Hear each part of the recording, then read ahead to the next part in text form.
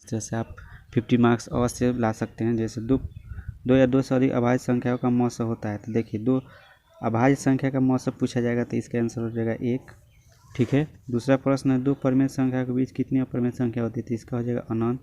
निम्नलिखित में कौन सा अभाज्य संख्या है? अभाज्य संख्या मतलब जिसमें केवल एक और दो से ही भाग, एक और स्वयं से भाग लगे। तो देखिए 8 में 2 और 3 4 से लगता जाए। देखिए इसका ऑप्शन हो जाएगा 11। इसमें जो दो संख्याओं का मौसा दिया हुआ है, लसा दिया हुआ है, दो संख्याओं का योगफल क्या होगा, तो इसको गुणा करा देंगे तो हम लोग का आएगा 12 से 50। इसका आंसर हो जाएगा। निम्नलिखित में कौन अभाज्य संख्या? अभाज्य संख्या फिर जैसे अभी बताया मैं, एक से भाग लगेगा नहीं तो स्वयं से भाग लगेगा। ठीक है। एक से और स्वयं से भाग लगने वाला संख्या वो क्या है? 23 है। फिर निम्नलिखित अपरिमेय संख्या कौन है? अपरिमेय संख्या नहीं है। ठीक है। अपरिमेय संख्या नहीं है मतलब कि जो परिमेय होगा, जैसे 11 अपरिमेय है, यह परिमेय है, यह परिमेय है, यह क्या होगा? अपरिमेय जो होगा 9 का वर्गमूल निकल जाएगा और 16 का वर्गमूल निकल जाएगा, यानी परिमेय हो जाएगा। तो अपरिमेय नहीं होगा, यह सी। निम्नलिखित में कौन अलग है? अलग देखना है तो 2/3 हो रहा है, यहाँ पर देख रहे हैं तो इसका वर्गमूल निकलेगा 4/2 हो जाएगा।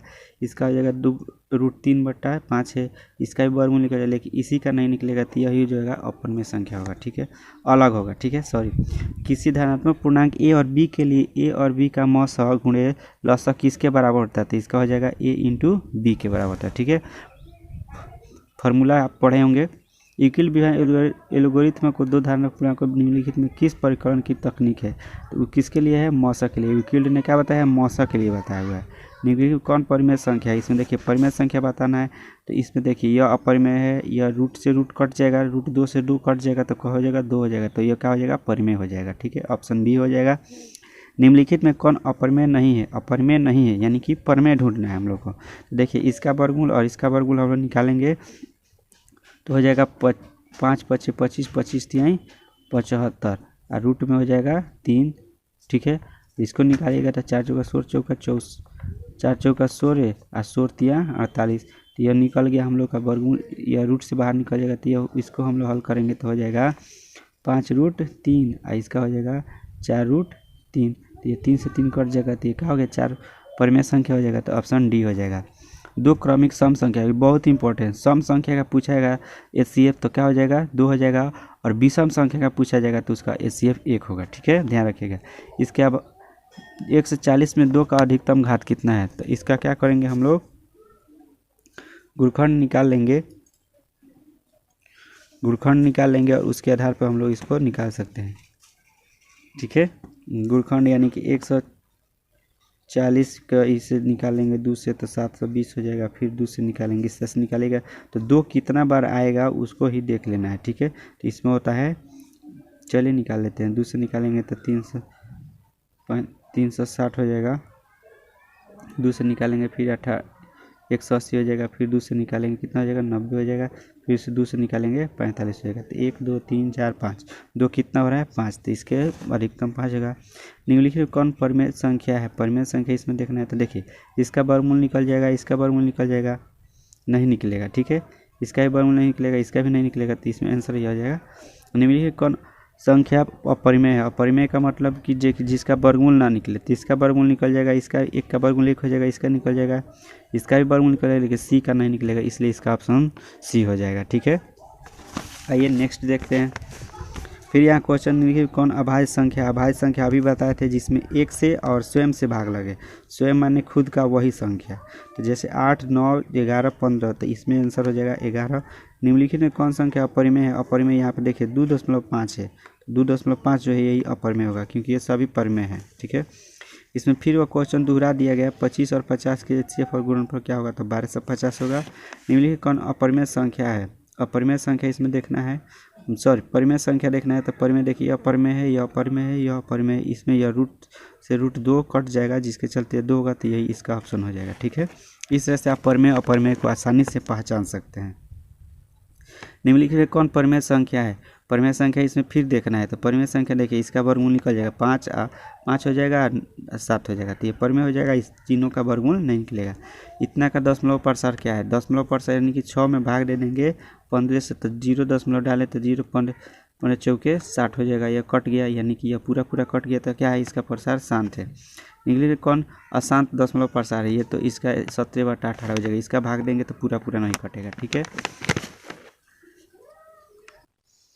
चलिए नेक्स्ट देखते हैं। यहाँ पे हम लोग मौसा गुणे लस ए इंटू बी, और यहाँ पे दिया बराबर होगा किसके बराबर होगा, लस मौसा गुणे लस किसके बराबर होगा, तो ए इंटू बी के बराबर। इतना क्या भाई गुणनखंड 5 का घात कितना होगा। फिर जैसे मैंने अभी यहाँ पे बताया था उसी प्रकार से 625 का हम लोग निकाल लेंगे, तो उसका आंसर हो जाएगा 625 का हम लोग ऐसे गुणनखंड निकालेंगे। तो मान लीजिए 5 से निकालेंगे तो 25 125 600 एक 5 एकम 5 अब 5 दूना 10, अब इसका हम लोग निकालेंगे यहाँ पे 105 के पार 125 बार पढ़ेंगे तो 25 125 जाएगा। फिर 5 से निकालेंगे तो कितना हो जाएगा 25 25 125, फिर 5 से निकालेंगे तो 5, यहाँ पे 5 एकम 5। देखिए इसका आंसर क्या हो जाएगा 1 2 3 4 बार आ रहा है तो 4 इसका आंसर। दो परिमेय संख्या के बीच कितनी परिमेय संख्या होती है। अभी मैंने बताया था अपरिमेय पूछेगा चाहे परिमेय पूछेगा, तो 2 से अधिक पूछता है तो इसका अनंत होता है, यानी कि अपरिमेय संख्या जो होते हैं अनंत हजारों निकल सकते हैं।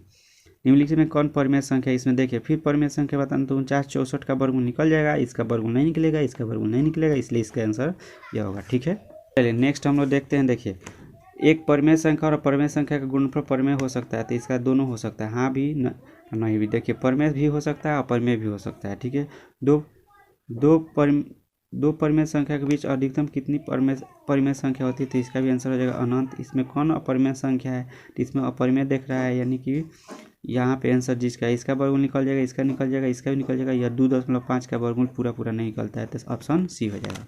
तो देखिए पथ वाला इस प्रकार का अगर कोई भी प्रश्न आ जाए, जैसे वृत्ताकार पथ पर 3 धागे एक स्थान से दौड़ना प्रारंभ करते हैं तो एक चक्कर लगाने में 3 घंटे 4 घंटे और 8 घंटे लगाते हैं, तीनों कितने प्रारंभिक बिंदु पर मिलने में लगा समय कितना होगा। देखिए 3 और 12 और 8, इसका लघुत्तम हम निकाल देंगे, 3 4 और 8 का लघुत्तम निकाल देंगे। तो मान लीजिए 4 से कटा देते हैं डायरेक्ट, एक यहाँ पे ऑब्जेक्टिव बना रहे हैं तो इसलिए जल्दी हम लोग कर रहे हैं, 1 हो जाएगा 1 हो जाएगा, यहाँ पे 2 हो जाएगा, तो कितना 3 हो जाएगा, यहाँ पे 3 हो जाएगा, उतर जाएगा, भाग नहीं लगेगा, 3 एकम 3 4 एकम 4 4 दूना 8, और देखिए 4 6 दूना 12 12 दूना 24, इसका आंसर होगा 24। इस तरह के जो भी प्रश्न आएंगे धावक वाला धावक पर आधारित, तो इसका लसन निकाल दीजिएगा, आंसर हो जाएगा।